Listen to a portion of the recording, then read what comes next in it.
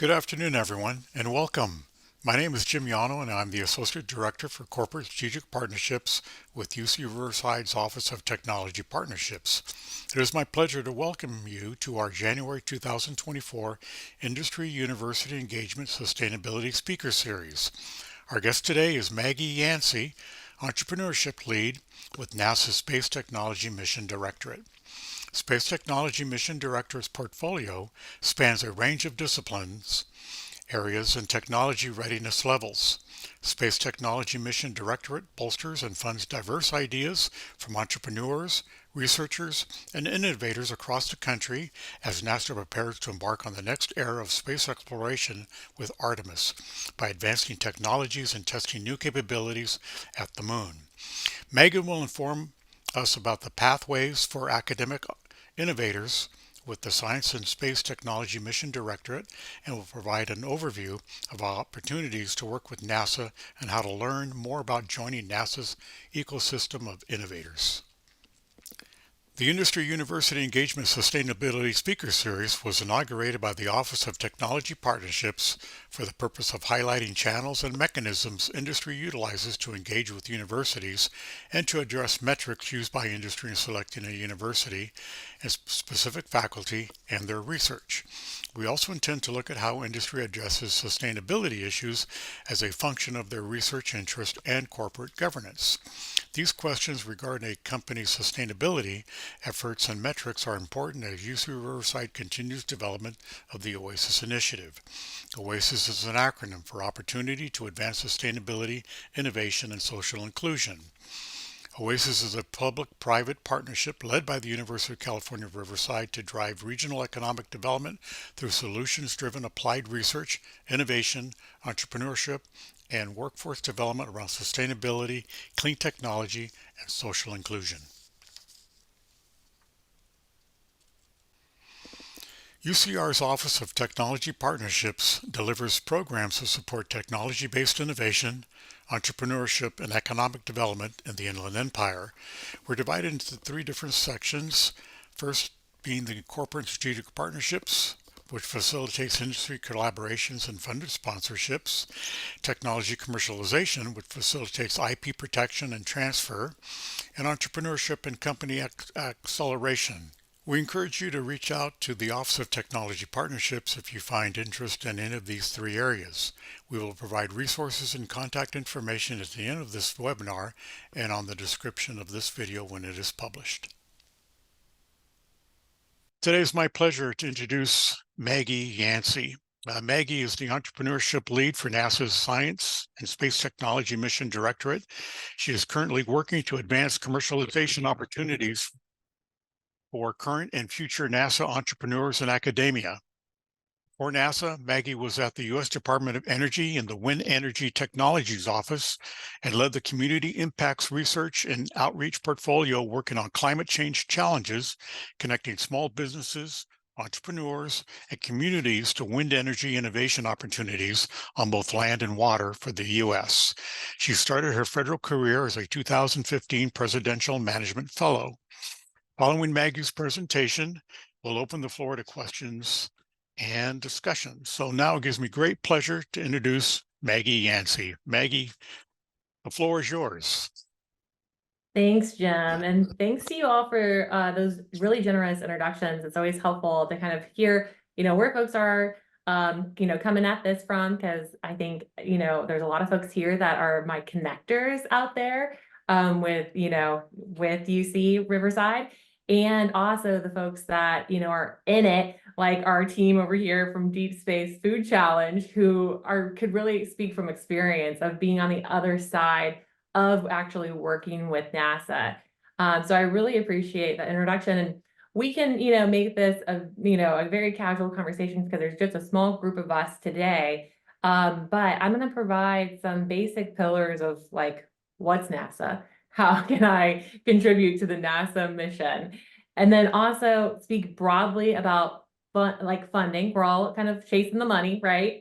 And then what some partnerships might look like, as well as what are some other resources that I might not even know that might be available to me as someone that is in science and technology, interested and connecting what I'm doing to what NASA has to offer too. So with that, I think, thank you so much. Was it Andreas? I know I think you're from the NOLUX team. Is that right? From the Deep Space Food Challenge that That's received correct. prize? Yes. Great. Yeah. Have you, do you mind me asking if you've had any other experience, either through a grant or a prize or other sort of workings with NASA before this? Yeah, actually, we're currently collaborating for PH08, which is the Plant Habitat '08 mission on the roadmap to get the space tomatoes that were developed here by Dr. Roscoe Cardenas onto the ISS, which are these little miniature compact fruiting tomatoes. That's awesome. And that's through a grant, is that right? Yes, exactly. Great. Awesome. Does anyone else have any experience working with NASA, or we have a bunch of first timers here besides Andreas? And feel free to either go off mute or put in the chat. And I ask this because, sometimes working with the government can be a little bit of a tricky thing to approach, and has someone that's been at different agencies and have different perspectives on, how to work with the government and stuff like that from, the sort of fundamental mechanisms that we offer. Sometimes they look a little different, but there's some sort of tricks that I always like to kind of share the secret sauce, if you will, about how you can kind of figure out where it is that you might work best with, for this thing, today's purposes, NASA, but always happy to generally kind of point people in the right direction. And so with that, thank you so much, Andreas, for giving us your insight. We might pull on you a little bit later to also ask you some more questions, because I think one of the things that I have found so much more valuable than having me speak about what NASA's doing is how the folks that are really where the magic happens, that are doing the work, and like you, on the other end, providing that. So when I'm talking to folks about sort of getting acquainted with NASA, these steps aren't linear, but I always say, like, step one, like, figure out where your hot spots are with particular technology or science areas. NASA is really big. The government is really big in general. We have a lot of funding opportunities that span across a number of different programs and topics. And, for instance, food challenges, a lot of folks might not think that, growing things in space is an immediate need. But that is something that is absolutely in NASA's wheelhouse. And with our goals of going to the moon and beyond, it's something that's really important to our leadership, and making sure that we figure out all the ways in which that we can learn how to sustain life on another planet. And sorry, just checking it looks like a question. And Eric said, I helped NASA track a launch at the Poker Flat site in Central Alaska. Very cool.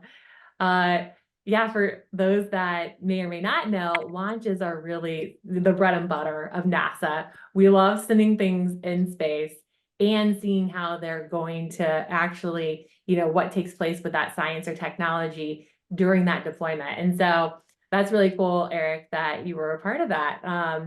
And yeah, also curious, we can probably talk more a little bit about it as you see different synergies with that work, and some of the other things that I might be pointing out. I think it's always helpful to have those personal stories connected to, these different mechanics.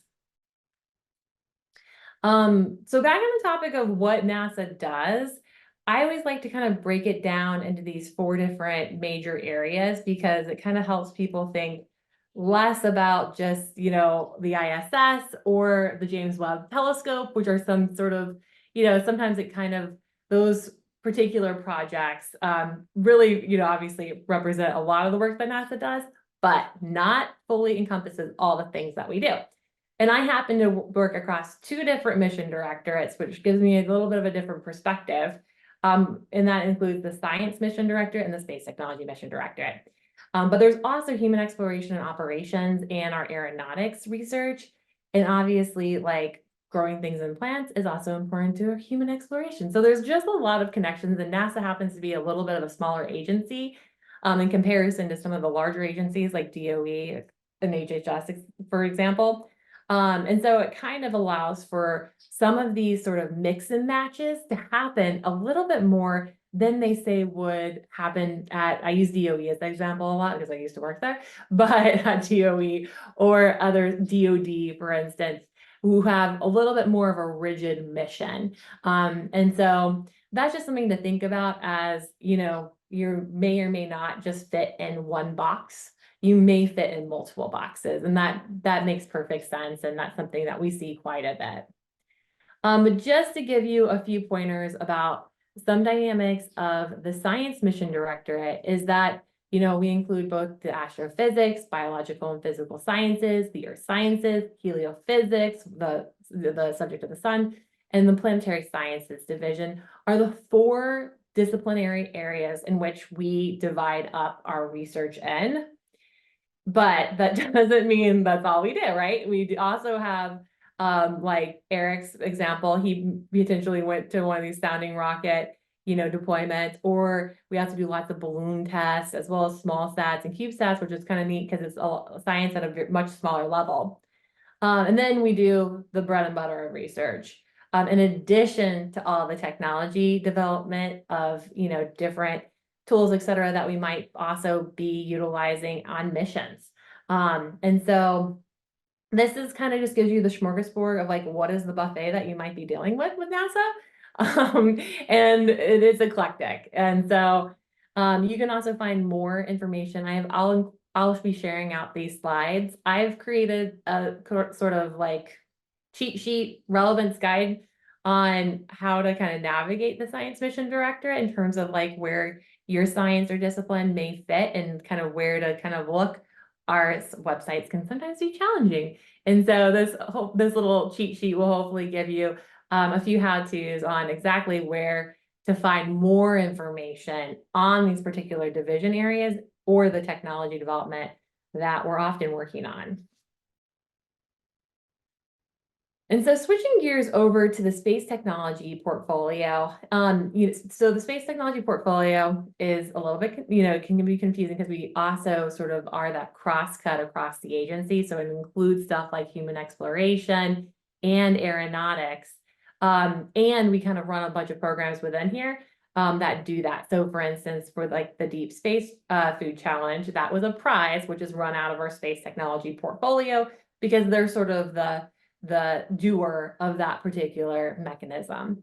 And we kind of look at our STMD relevant investments in terms of the technology readiness level scale. And so you can see that we have prizes, challenges, and crowdsourcing, as well as some space technology research grants, which is, I think, of particular interest to this group. On the low end. And so we really do invest in these low TRL level like research initiatives so that we can set them up for success either through SBIR or other types of programs that get much bigger in terms of, how much investment that we'll be making into those particular research areas like tech maturation and technology demonstration, which does oftentimes involve other industries and other corporate sponsorships involved in that, and making, a lot of those particular demonstrations much more significant. And I love this image because it shows all the ways we have Mars on the right, the moon in the middle, and then obviously Earth on the left. A lot of things that obviously are important to us terrestrially are also important to us being able to sustainably have a living and working farther from Earth. And so this image for me really encapsulates that. But we also have this incredible site called TechPort. And you can go to that link right there. And you can also kind of see the different sort of research areas in which you might be working on that you can better connect, to opportunities like Deep Space Food Challenge or other sort of research opportunities that might come up. So this helps, to at least kind of give you a little bit of the lay of the land of the research. And then investment wise, we're all over. Like we have investments in over 50 states. Most people kind of just equate our centers of being sort of the anchor places that NASA's working. but we're working all over. As you can see from your colleague Eric or Andreas over here, as well. And so, and a lot of those do come from academia. Historically, NASA, really was working close hand in hand with industry, due to the need for us to have to really kind of procure a lot of this science and technology that we had been creating. However, we're in a really exciting time right now with new space investments, where that's not just NASA that's on like the other side of the buying end. There are all sorts of companies that are coming out and that are emerging in this new space arena. As we've seen through a number of different, we had a rocket launch on Monday, which was from a private company called Astrobiotic and a few other entities that, they are still kind of dealing with some issues with that particular launch, but Astrobiotic started out as a SBIR. And so these are all companies that are really kind of seeing a new way of the future of what space looking like in the commercial space sector, which is a super exciting time to be doing this type of work. And then I would be remiss if I didn't mention MURAP, which is, you can see here are sort of our mission thematic areas. And it's definitely omnipresent within all of the work that MURAP does. And I know UC Riverside is also a MSI. And so I'd highly recommend that you all sign up for this MSI exchange newsletter or whatnot. It's probably like once a month or something like that. And they'll send you all of the latest and greatest of like, what are the funding opportunities, a lot for the academic population that might be interested to do work through MURAP. And so just something to think about, and another place in which that NASA kind of organizes the work that we do to help better respond to our particular, unique factors that exist within all of our universities and institutions.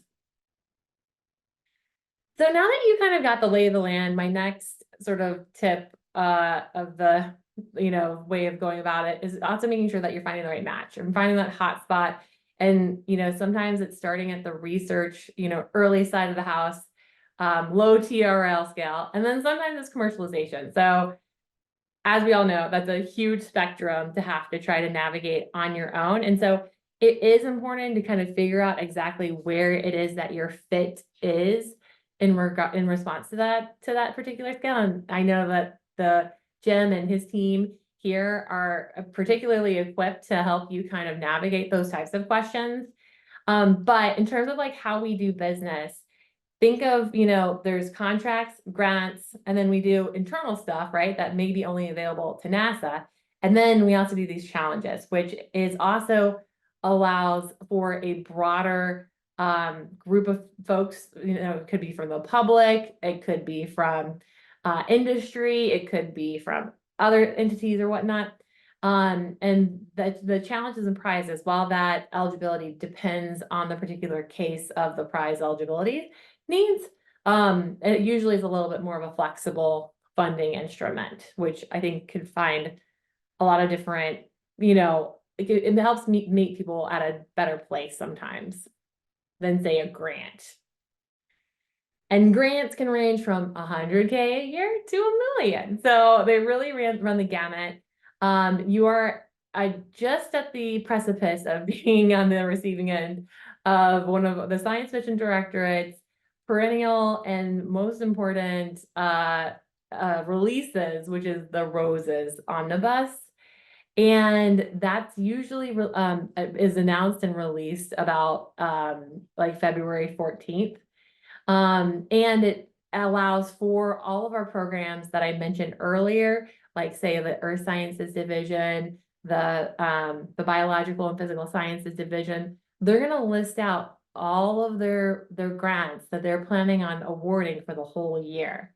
And so, so there's a few things. One, it's a good way to kind of, see what's coming, because they are not releasing them all on February 14th. But on February 14th, they're going to say, hey, this is what we plan on doing this year. Keep an eye out. And then you can also look back at the previous year to also kind of see what sort of the dynamics of those grants might be. Some of them are also repeat offender grants. So like they'll they'll come back in the new omnibus. And some of them are totally new. And it really just depends on the division, kind of what their sort of strong practice might be. But that is a really helpful way to kind of get a sense of like what kind of work would you like to be doing if it is a grant. And if you want to be working more on that early TRL side of the house, so that you can set yourself up for success for those commercialization opportunities that sometimes happen a little bit later. I also wanted to make sure that you all knew about the Space Technology Research Grants. It really kind of allows a lot of different flavors of ways of working with us. So we have this graduate research opportunity, aka it's the NSTGRO grant. And that grant is for graduate student researchers in space technology. So, for instance, Eric, or if I think Andreas might be a faculty member, and if they had a student that they were working with, that might be a perfect way in which that they might be able to help kind of bring up some of the research that they're doing by having the research student do that work. Early career faculty is another opportunity where we like to showcase outstanding faculty researchers. And then early stage innovations, or ESI, is really kind of focused on teaming with other universities, industry, and nonprofits. And I think we kind of do that on an annual basis as well, but it's all university-led efforts on early stage space stuff. And then Luster is focused on lunar issues and challenges. And so that one's a really great one too, especially for things that might be required of, being on the surface of the moon. And then we have STRI, which is more focused on multidisciplinary teams. It's a much larger sort of institutional type of grant, but we do offer that. So here's sort of the menu of options that kind of fall within the Space Technology Research Grant arena, and I'd be happy to chat with you all more about specific ones, but those ones are the sort of the flavors of that particular program that certainly relates to the folks on this call. And then later on, you typically after STRG or after receiving sort of some initial grant funding, folks like to dabble into SBIR. And SBIR at NASA is set up a little bit different than your average bear of SBIR across the government. So typically SBIR sometimes can be a grant. In this case, it is a contract that they set up, that because the STTR, while an institution like University of or Cal State Riverside has to be involved in that particular venture, they need a small business in order to connect. And so I know our community member that's on here, this would be something I think that would be great to think about. If you had, started to think about doing a small business and then you already have an LLC, then connecting back with someone at the institution that might have more lab capacity or whatever that might be is typically a good fit for NASA's STTR. This is different than how some government agencies run their SBIR, STTR programs, because a lot of STTRs and other agencies are run as grants and not like contracts. So that's the only main difference. But the exceptional benefits are zero equity, and then having the opportunity to really get in the door with like some folks that are super invested in the work that you're doing. Because the areas in which that SBIR and STTR map out, and they do this through these focus areas within the chapter 9 of each solicitation of the annual solicitation. And this actually just happened this week, and I didn't have a chance to update the presentation with the latest topics, but the 2024 topics have just been released. And I always think that the SBIR topics are also a really good indicator for folks to also get a better sense of what NASA's interested in. I have folks approach me all the time that are like, hey, does NASA want to do anything on this? And the best thing about the topics within the solicitation is that it'll also kind of outline the problem, that how we see it, so that you can start to kind of also adapt to the way in which that, we might be exploring this as a problem. Because a lot of times when you're doing research or science and technology, you're looking at it through a completely different lens. And so I always think that that's a really good way to get sort of the insider baseball look of like how we're actually looking at it. And we also list the program manager, for instance, who is proposed that particular topic and that's invested in it. And so once the solicitation's open, we have a blackout period where we can't have those conversations with the program managers about these types of opportunities. But after that time period has lapsed, then there's plenty of opportunity to engage and kind of share your research and your questions and whatever that might be with that particular subject matter expert that is looking at the problem. And that way you can kind of implore whether or not, you have some, if they're interested, or like other questions that you might not have thought about. That might help you down the road. All right, so getting to centennial challenges. NASA has challenges for teams to solve technology challenges for prize money, which is interesting. So this is an example of the Deep Space Food Challenge. And a lot of people just have not heard about challenges. And we offer them a lot of times on like really kind of specific niche areas. And or we also offer a variety of challenges, for instance, on like for the NASA Space Tech Catalyst Prize, we're looking to actually celebrate those folks that have been actively working to like, be inclusive out there. And, maybe this is mentoring, maybe this is bringing on more students.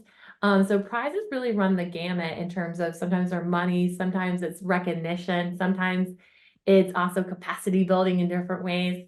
And so I always tell folks to keep an eye out for prizes, because you never know, like, with Andreas, like what might be the right fit for you, and different ways in which to engage with them. Because it's not all just research. We do offer a little bit of variety to that. And we have an upcoming webinar for the NASA Space Tech Catalyst Prize too. If you're interested in joining that, I'll make sure that y'all get that link. But the Solver community really is a special one. And yeah. And on that front too, it really allows for students to get a chance to engage too in the research process.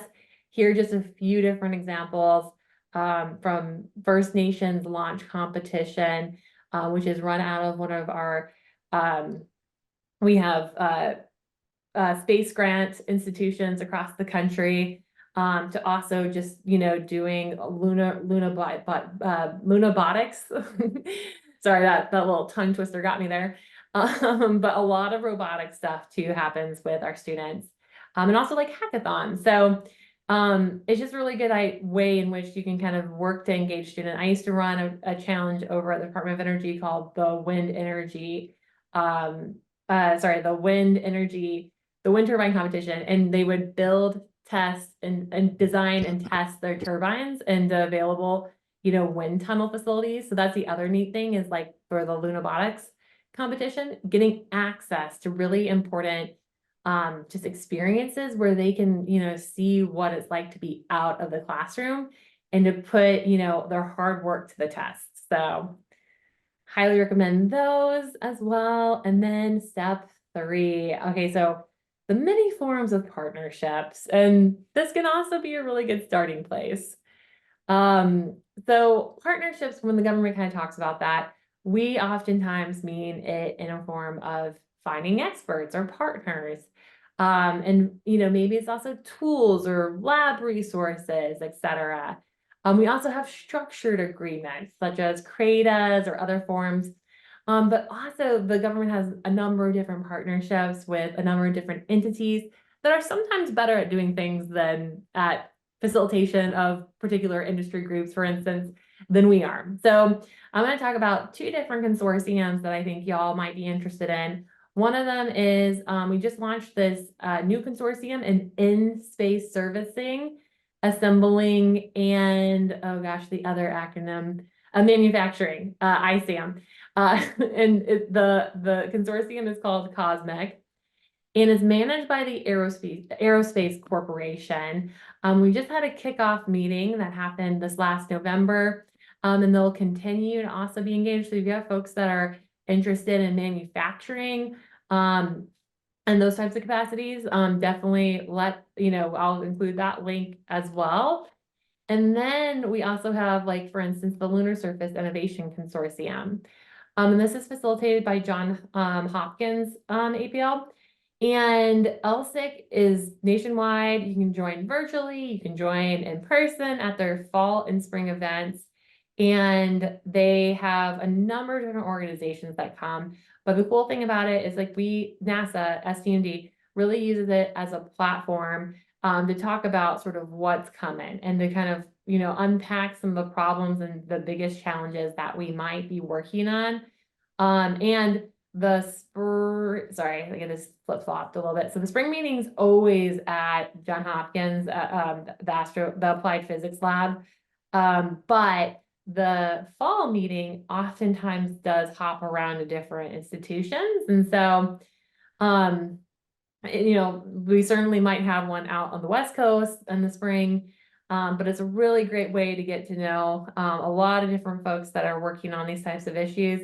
And they break up these problems into particular problem sets that connect academics who might have similar capacities and stuff like that. So, it includes everything. And I don't know, so the focus groups, there's over 35 subgroups, and they literally run the gamut from dust mitigation to power issues and stuff like that. So highly recommend giving our Lunar Surface Innovation Consortium a look to see if you might also be interested in hooking in there. All right, so then there's this other bucket of things that in general, this is government-wide, but that we offer knowledge building, technologies to be commercialized, as well as facilities and data. And so I'm going to speak to a few of them. And this program, which is near and dear to my heart because I run it, and how I met Jim, is running something called Innovation Corps. And Innovation Corps has been run by the NSF for a number of years now. I'm sure a lot of you all are familiar with it. We are tapping into the NSF ecosystem that they've created, this National Innovation Network, so that we can fund folks that are doing space-related science and technology, and they get funding for both the short course and the national course in order to support them or their students or whoever they need, or travel. It's really in the form of like a training grant, and it allows them to have the time or capacity or whatever to be able to participate in the NSF I-Corps program. And our next deadline is coming up. It's January 26th. And so definitely let me know if you're interested in learning more about I-Corps. We just had a webinar right before the holidays that it was like early December, and can share that webinar link as well. Sorry, I'm just taking a few notes to make sure to send that over. But would gladly talk with you all more too if you had a team. One of the things that is key in terms of eligibility is we have to have the opportunities designed for not-for-profit entities like academia or nonprofit research institutions. But as a part of our SBIR program, we also offer I-Corps involvement too, as like one of those additional offerings that if you do receive a SBIR, you can utilize that as a benefit of your SBIR. And then facilities wise, where's NASA? So this is a little bit of I feel like the circles on here got a little squished or something. But we're all over. We obviously have Ames Research Center, which is farther up north in Moffett. And then we have the Jet Propulsion Lab out in Pasadena, along with the Armstrong Flight Research Center, which is closest to you.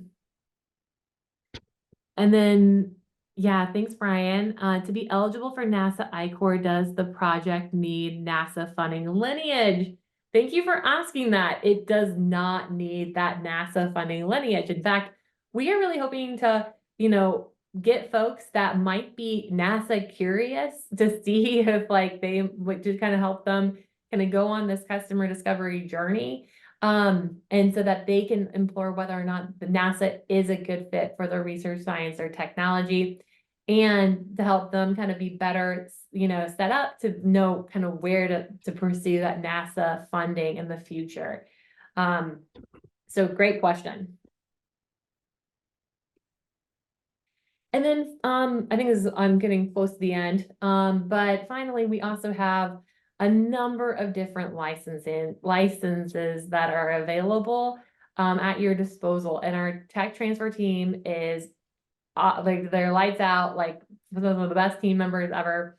They've really been making it incredibly easy for you to understand what these licenses look like. You can hear from the inventor more too about like the patents. We have a patent portfolio that's available.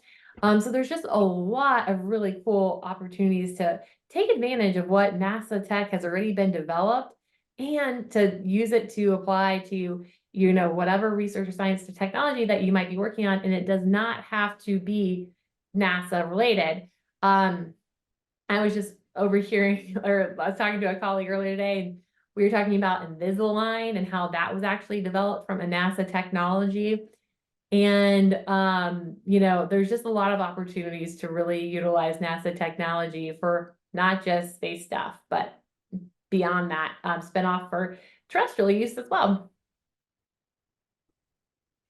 And I think that's it. So I will stop sharing so that I can see y'all's screen or see you on the screen if needed, but happy to go back to any points in the presentation if there was any questions on that front. Maggie, thank you very much. That was tremendous. A lot of opportunities, and thank you very much for presenting all of that. You've hit a number of areas, and I mentioned we have the entrepreneurs on part of this call. We have Mr. Madero, who also leads our SBIR program. So I think there are a lot of takeaways that we're going to have in reaching back out on a number of these opportunities. So with that, I'd like to open the floor to any questions. I see we have a few faculty members that have joined. But please, if you have any thoughts, any questions, now's a great time to bring them up.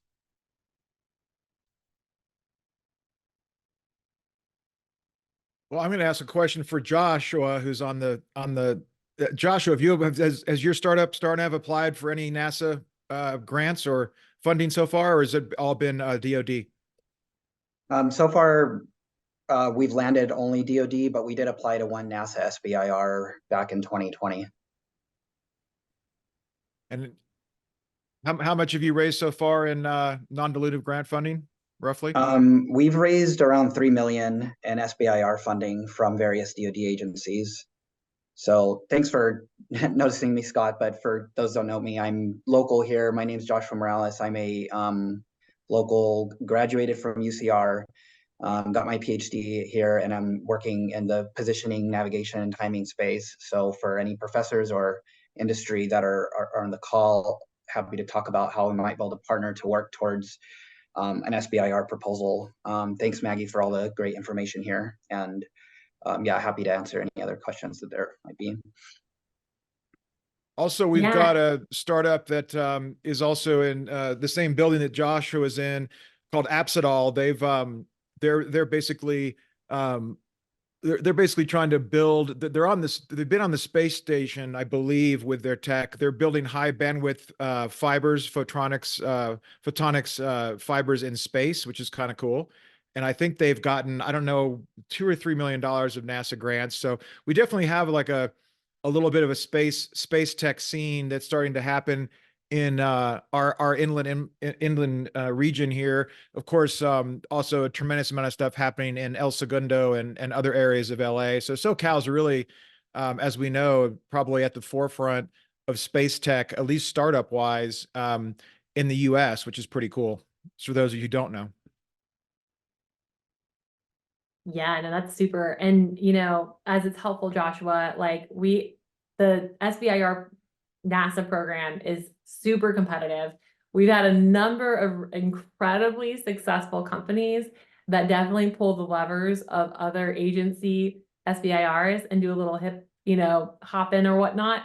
And so I hope you continue to reapply. I know it's not an easy thing to, take on, whatsoever. But if it helps any consolation, there's a number of SBIRs that have gone on to be really, really successful that started at DoD, started at NSF, maybe, just kind of pull the different levers as funding is available at agencies in a variety of different ways. So Yeah, no, thanks. And then someone also threw in there, and I failed to mention that I am the CEO of StarNav, which is a company here in Riverside. And as Scott mentioned, there's another company in here that does have a NASA contract already. We are both members of the Excite incubator here local in Riverside. But Maggie, I think that going forward, we're a little bit more prepared than in 2020 when we submitted that SBIR. And I think we've gotten more experience with the DoD and with NSF where we want a contract there. So happy, Maggie, if there's we do some drone tech as well, positioning, timing for drone tech for those on the call that are interested in collaborating on those. Or Maggie, if there's any individuals specifically you think that would be interested in GPS type alternative solutions for drones or others, happy to, of course, talk to those folks on the NASA side. I just put the SBIR link to our 2024 solicitation that just hit the street, I think, on Monday. And so, given that's, I don't know how many pages it is now, but the hundreds of pages that it probably is, Control Find was my go-to. But I'll definitely keep an ear to the ground for those particular topics. Thanks for the heads up.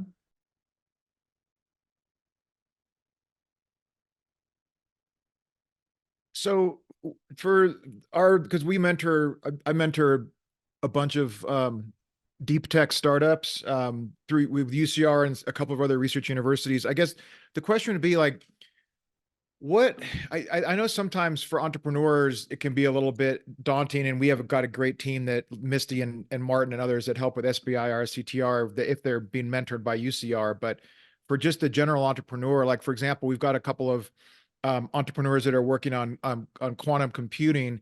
And I guess the question is like, they would probably think, oh, I'm going to go to NSF because it's quantum computing. But I mean, I guess the question is, we should always have them check across all the different government agencies, right? Because you never know when NASA might also be looking for a quantum computing solution. Is that what you'd recommend for the entrepreneurs? Totally. Oh my gosh, Scott, this is such a good question. Like in terms of like what is the sort of the scope creep that goes across multiple agencies, quantum computing is absolutely without question one of those that are high on my list. I've been working on like especially climate right now to help potential innovators that are working in the climate space, right? Figure out like what agencies are also interested in working on these different things. And some people kind of get in their own little bubbles of only working with NOAA or whatever, and the same with NSF on quantum, right? And one of the things that I think, on the entrepreneur like side of the house that they struggle with the most is, trying to like break that fourth wall of like, okay, how is this useful to NASA and our problems? Because it's completely different than the way that NSF sees the world of quantum computing. And we're literally looking at it through like, is this going to help us on a specific mission or with this telescope or, so many different variables. And so it really kind of, like this is why we're really hoping I-Corps can help be a pathway for these types of folks to kind of understand like what is the lay of the land? Who do I need to be talking to at NASA to better understand how we're looking at this problem? And, through those, different consortiums and stuff like that, figuring out a little bit more, and I hate to say it, but it just requires a lot more sort of, tender love and care of taking the time to like get to know who you might want to be working with on this. And with that, requires the legwork of going, to the Lunar Surface Innovation Consortium or whatever that might be, to find the right people, see what the conversations are, and to figure out how to be relevant. Because that's, I think what entrepreneurs really are striving to figure out, how to hook into. And relevancy, in the same vein that like I was, telling Joshua to reapply, because like sometimes our relevancy changes by not only the day, but the year. And so like keep checking too. Like, sometimes we have new, energy around specific topics. Like right now it's around climate, but like, a lot of times like it really does kind of shift with the way of the world and like what are some of the pressing issues, especially for government. What's Congress willing to put their money where their mouth is about, helping fund these really important areas. Maggie, thank you for bringing that up. We're actually in the process of finishing up a climate conference that we're going to be having here on campus on Tuesday, January 30th. We are having industry panelists in addition to faculty presentations. So it's a major effort that's part of our OASIS challenge. So that, along with quantum, are two big areas for the university. And I think what we'd like to do, certainly since this is being recorded, make this available to folks that were not able to join, particularly out of environmental sciences, as I mentioned earlier, folks that are working in atmospheric sciences, water, and a number of different areas as well. So any more questions for Maggie? So Yeah, for I'll some of our, definitely. go ahead. Sorry. No, I was going to say, I'll send you some more resources on the climate side too, Jen, for that symposium. That'd be great. Go ahead, Thank Scott. I was just going to ask for some of our climate tech startups, especially we've got some advanced battery chemistry startups that we just spun out of our labs and that we're raising capital for right now. I guess once again, of course, they would just have to check to see if there's any relevant need from NASA for advanced battery technology. Is that so? It's just basically just they need to just check all the sources basically to find potential grants. Yeah, but that particular topic around storage, I would actually try to, I would ask that they hook into that Lunar Surface Innovation Consortium. Okay. And there is a whole different you go under, surface power is one of the major topics of that group. And there they can find past webinars, they can find like presentations from all like our leading folks on power at NASA, and they can, kind of go through that inventory to kind of see exactly like, is this the right fit or whatnot? Because I do have to say like power is kind of one of those squirrely ones where is this a DOE thing or is this a NASA thing? Sometimes it's a both thing.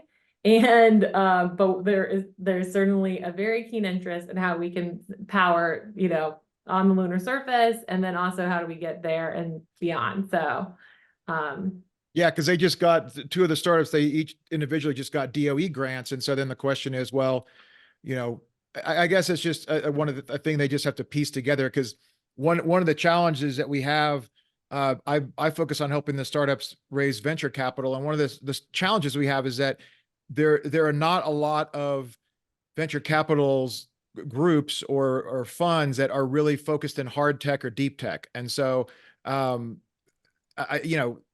basically for our startups that are deep tech startups, they literally can't even usually move forward to a point of being venture fundable unless they get a substantial amount of SBIR, STTR, or other state grants like the Cal Seed program. Are you in California or where are you based? I'm actually in Alabama. Alabama. Okay. Well, I don't know about Alabama, but our state also has some various grant programs that help sometimes. So sometimes we'll put together like a cocktail of SBIR, STTR from different agencies plus state grants. And then, once they've raised $2, $3, $4, $5 million, we've had some startups that have raised $6 or $7 million of non-dilutive funding. It just makes them more fundable for the venture capital world. So I just think it's really critical that our startups and our entrepreneurs just in some cases do a better job of looking at all the agencies and not just going, oh, well, I can only get something from DOE because I'm a climate tech startup. And I think that happens a lot, by the way. Yeah, completely. And I mean, and it really does seem like it's the ingredients for success is a little bit of everyone, involved, to kind of see where your best fit for long-term sustainability might be. So all good points. Well, I know we're at time, and I do have to move along, but I can't thank you all enough for your generosity with your time and all your contributions and all the folks that are here that are working on NASA mission stuff. I'm so thankful to be in your presence and all the work that you do. We know it doesn't come easy. And so we are immensely grateful. Maggie, thank you. On behalf of all of us here and the university, it was tremendous. You've shared a lot that we need to get out to our faculty and graduate students. So thank you again. I hope to see you at UIDP meeting or again soon sometime. Certainly. Thank you all so much. Take care.